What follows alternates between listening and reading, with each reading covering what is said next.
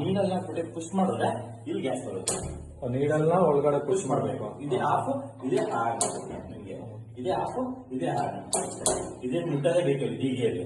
ಮತ್ತೆ ಈ ತರ ಉಳಿತಿರ್ಬೇಕಾದ್ರೆ ನಿಮ್ಗೆ ಹಾಲು ಇಲ್ಲೊಂದು ಹಿಂದೆಯಿಂದ ಬರೋ ಗಾಳಿ ಉಪ್ಪಿಟ್ಟ ತುಂಬ ಇರುತ್ತೆ. ಹಾಲಾರ ಹಾಕೋದು ಒಂದು ಹಿಂದೆಯಿಂದ ಬರೋ ಗಾಳಿಗೆ ಎನಿವನ್ ಚಾನ್ಸ್ ಏನಾರ ಹಾಕೋದು ನೋಡಿ. ಇದಕ್ಕೆ ಆಫ್ ಆಯ್ತು ಅನ್ಬೇಡಿ.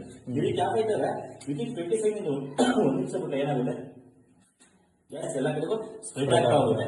ಈಗ ವಿಡಿಯೋ ಮಾಡ್ತೀವಿ, ಬೇಗ ಮಾಡ್ತೀನಿ ನೋಡಿ. ನಾರ್ಮಲ್ ರೆಗ್ಯುಲೇಟರ್ ಆಗಿದೆ ಇದು ಮನೆಯಲ್ಲೆಲ್ಲ ಸ್ಪ್ರೆಡ್ ಆಗೋದು. ನಮ್ಗೆ ಇಲ್ಲೇ ಇಟ್ಕೊಳ್ಳಿ ಕ್ಯಾಚಲ್ಲ, ಗಂಟೆಗಳ ಕಾಲ ಇಟ್ಕೊಳ್ಳಿ ಕ್ಯಾಚಲ್ಲ. ಬರ್ನರ್ ಹೋದ್ರೆ ಮಾತ್ರ ಆಗುತ್ತೆ, ಹೊರಗಡೆ ಎಲ್ಲೂ ಸ್ಪ್ರೆಡ್ ಆಗಲ್ಲ. ಮತ್ತೆ ಈ ತರ ಉಳಿತಿರೋದು ಪೈಪ್ ಕಟ್ ಆಯ್ತು ಕ್ರ್ಯಾಕ್ ಆಯ್ತು ಅಂದ್ರೆ ಇಲ್ಲೇ ಆಫ್ ಆಗುತ್ತೆ. ನಿಮ್ಗೆ ಆಟೋಮೆಟಿಕ್ ಆಫ್ ಆಗುತ್ತೆ. ಪೈಪ್ ಕಟ್ ಆಗೋದಿಲ್ಲ, ರೆಗ್ಯುಲೇಟರ್ ಅಲ್ಲಿ ಕೆಲಸ ಆಗೋದು ನೋಡಿ. ಎಲ್ಲ ಆಗ್ಲಿದೆ. ಇದನ್ನ ತೆಗೆದ್ಬಿಡ್ತೀನಿ ಸರಿನಾ.